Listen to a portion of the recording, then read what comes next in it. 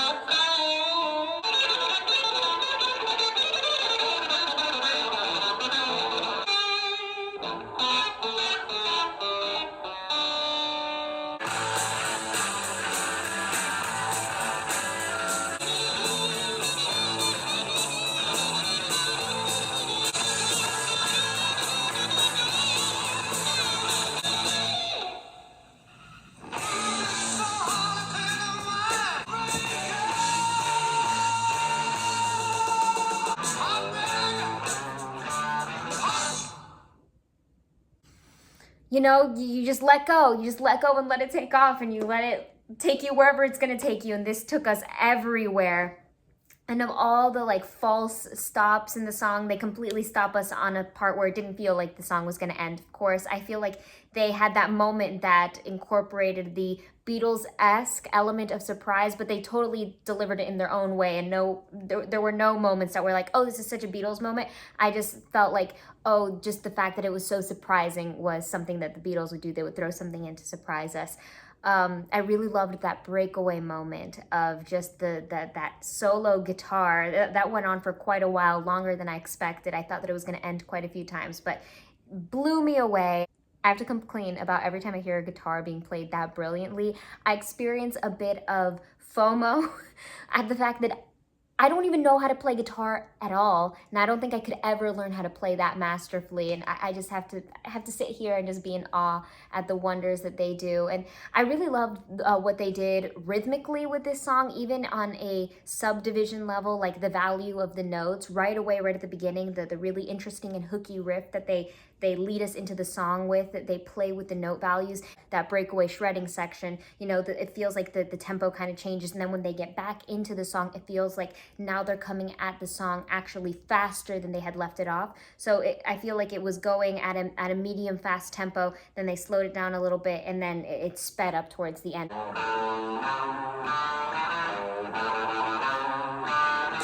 I just think this is such a great tone setter for the whole song because this riff is super captivating and it's really catchy right away. And we notice that there are different notes and different note values within it. We have the shorter notes that are played a little bit faster and the repeated notes, which kind of give it this edge and this bite of intrigue.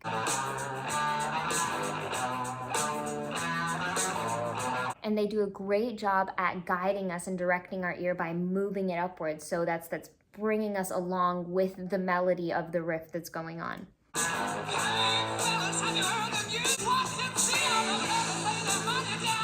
The cherry on top is this gifted vocal delivery that's filled with rasp and there's so much aggression behind the voice, but it doesn't feel overwhelming. It doesn't feel in our face. It doesn't feel too loud and off-putting. It's still mixed in a way that's enjoyable and palatable.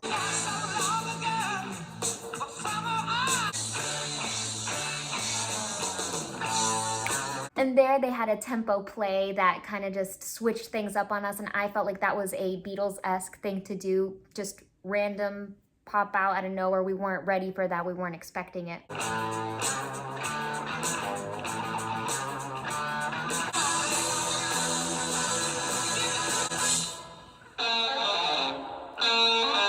before getting into the genius that is this section we're about to embark on that has just started, you know, this solo guitar moment, I want to talk about the percussion that led us here, and then that moment of sustain where everything stops, kind of felt like time froze. And that's what I think that buildup is what made the next section so satisfying. Like oh, we achieved something together in this listening experience. The drums went on their own progression. We got to feel them grow. We got to feel that passion behind every strike. And it just sets the stage for when they get removed. We feel like we're suspended in air, like that thing that was so vital to our musical existence is now gone, and now our next thing to lean on is this guitar. It's like getting your favorite meal at the time where you're starving the most.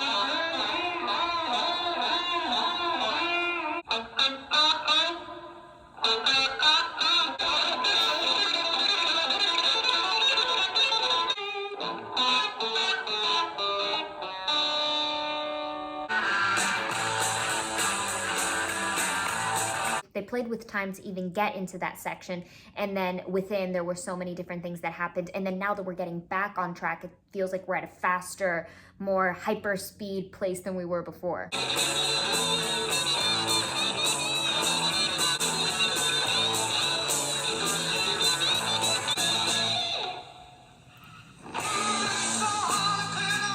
we had that stop again, and now a more mellowed out section. We're not completely dragging now, but comparatively, you know, what just happened, this is now a lot more gelatinous.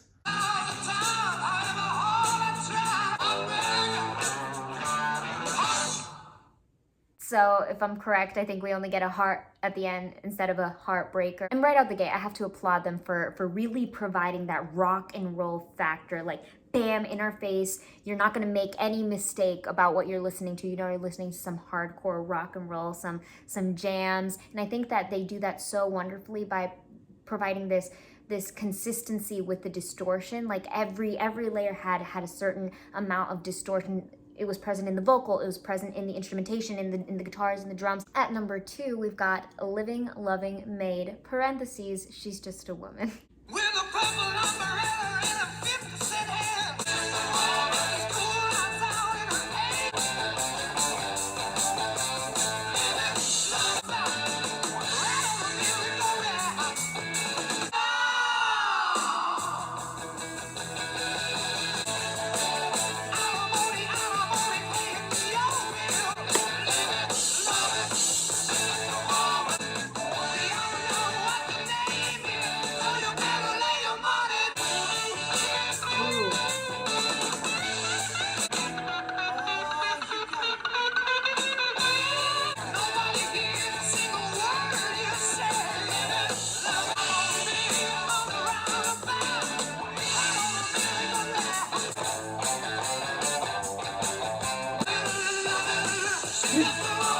This one was so easy to fall in love with. I feel like there was a certain level of seriousness, like they took themselves a little too seriously on the first track here, and this one felt like they let a little bit more loose, like they had a little bit more fun. There were so many different elements that went on. This one felt a little bit more like a day at a carnival, kind of. We had all these like little drop-off moments. We had that little scaling up moment.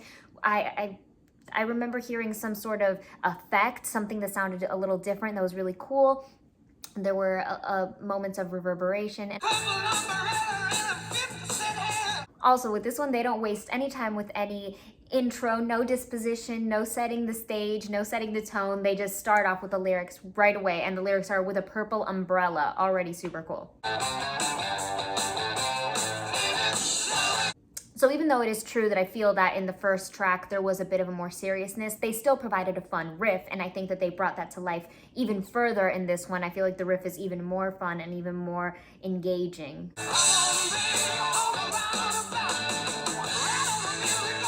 I love that drop off and getting into this section, this more bridge-like area or pre-chorus. It feels like it kind of has this more mellowed tone, but it doesn't go slow. It's not mellow as in slow, but it feels like it just, like they take their foot off the gas and they're just joyriding a bit. And I think that they also rely on the harmonies, and they do such a great job with the harmonies on setting this more playful kind of vibe.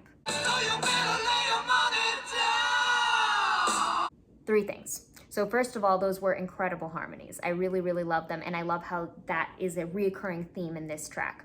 Second, I loved the slide. I always love a good slide, but I really thought that really sold the moment. And then last, at the very tail end, along with the vocal vibrato, it sounds like in the mixing there's some reverberation that happens.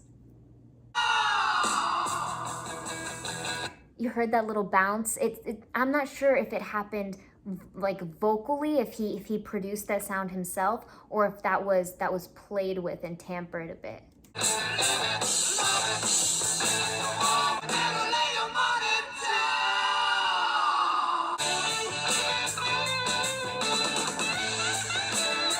So groovy.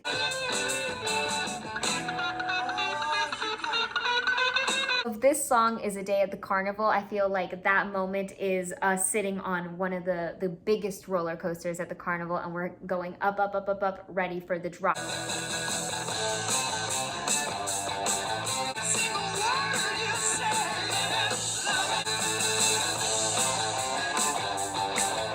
So now I have a new song to add on to my tanning playlist. At number 3, we've got Ramble On, not Ram On, Ramble On.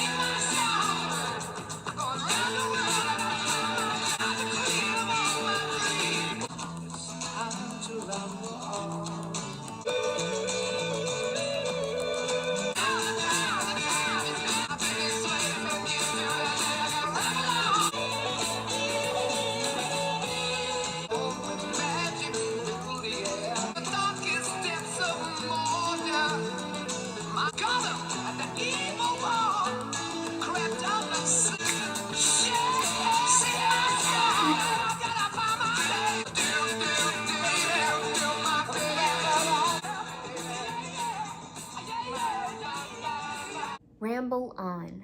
What a refreshing, pleasant, delightful turn of events. I feel like this was a definite surprise. Wasn't expecting this at all. You know, I feel like I was just getting acclimated back into the world of Led Zeppelin, where it feels like there's a heavier and more dangerous rock aspect. I feel like a lot of that was removed from this song, and I'm really gravitated towards this light, positive, good feel, good energy that this song has. It felt like there was a lot of more grounded elements, a little bit more acoustic approach, and even the vocal at the beginning feels, you know, a little bit more light and almost ethereal. I feel like he's giving us a more breathy, windy vocal.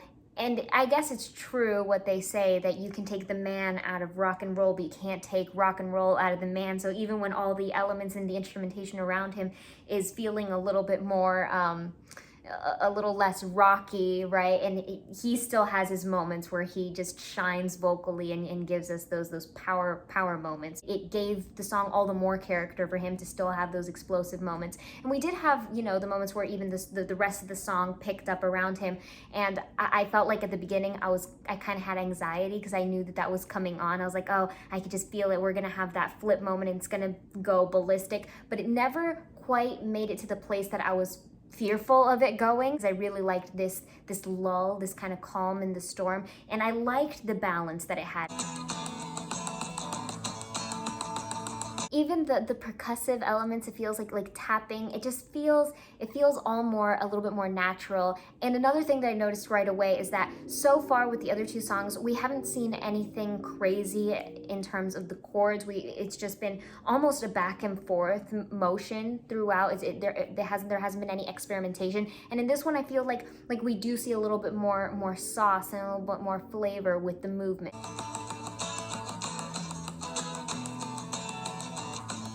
And I can't believe I'm going to say this about a Led Zeppelin song, but it almost gives me a Simon and Garfunkel kind of feeling. I can't help but get a Mrs. Robinson type of air. Beautiful movement of the bass.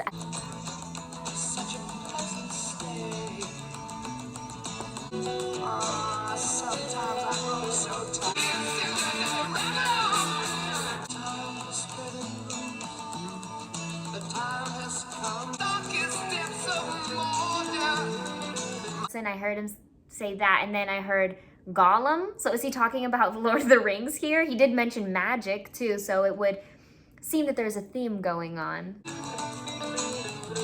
Gollum and the evil one. Amongst the various differences that exist in Ramble On compared to the first two songs, and I believe all the songs on side one, the ending, the way that it trails off, it doesn't have that abrupt ending or cutting off a word right in the middle of a word ending, unexpected ending. This one just kind of feels like it just keeps going, and I feel like that's something new for this side at least. El número 4 de hoy es un instrumental, Moby Dick.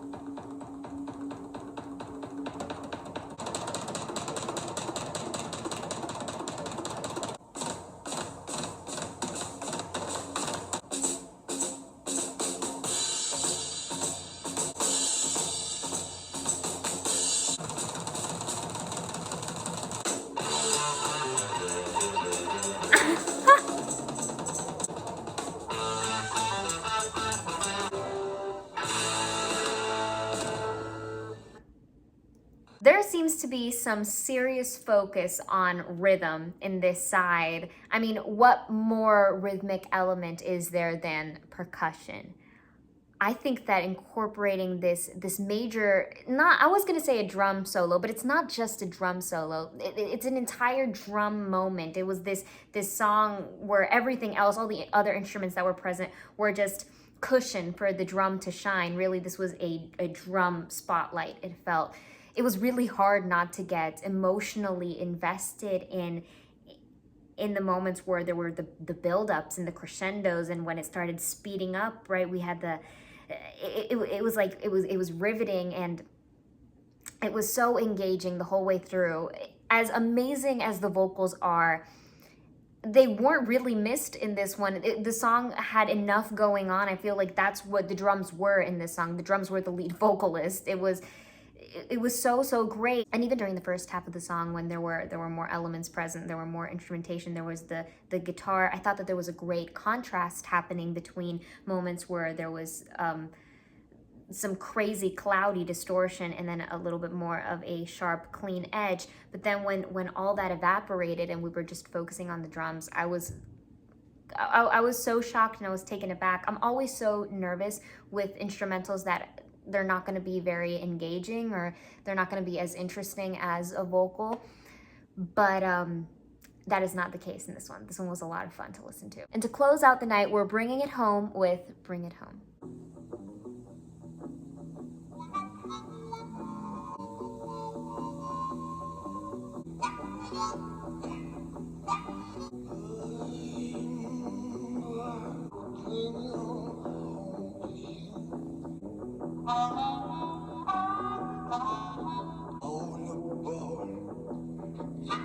Right way back.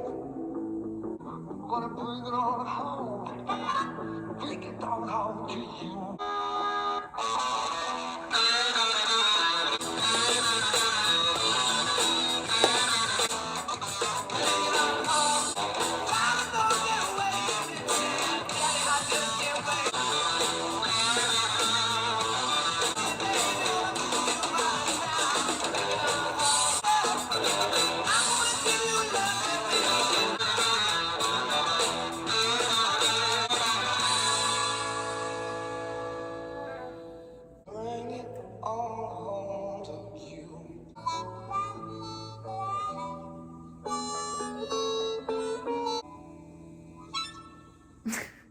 they definitely found a way to bring it on home on themselves by tying it back around to how that song started. I really loved that introduction, and I guess that the ending, that more looming, shadowy, mysterious, bluesy moment that felt like it was basically being pulled by that harmonica. That harmonica made that entire section just so unique, so different. It really, really stood out. But then when we had that switch up, I was completely not expecting that. So that was a thrilling shock, but it was a lot of fun. I liked that one a lot. There were a lot of moments there that were really, really great. This whole album has been quite an experience. Let me know if you enjoyed this album, or if maybe this is not so much your favorite Led Zeppelin album, or maybe it is. You tell me, and tell me what your favorite track was of this album. It doesn't even need to be from this side. It could even be from side 1. Or we can also play the game of side 1 versus side 2. Which one do you gravitate more towards? I know I've been leaning more towards side 2s lately, but this one's really hard to tell. I think I have to revisit side 1 to really make a solid choice. I mean, there were so many things that just happened there that were so cool. There was that drum solo in the instrumental. There was Ramble On, which was a complete air of refreshment, and then this bluesy, jazzy moment at the end, which is really cool. So I don't know, it's gonna be tough. I can't give you an answer yet. Up next we have Queen, but which album Queen, I guess that's what you're gonna have to tune in to find out. And until then, I hope that you take it easy, and in the case that you don't know how to take it easy, I recommend just playing the song, the Eagle song. Don't let the sound of your own wheels drive you crazy. All right, so go ahead and take it easy. Bye.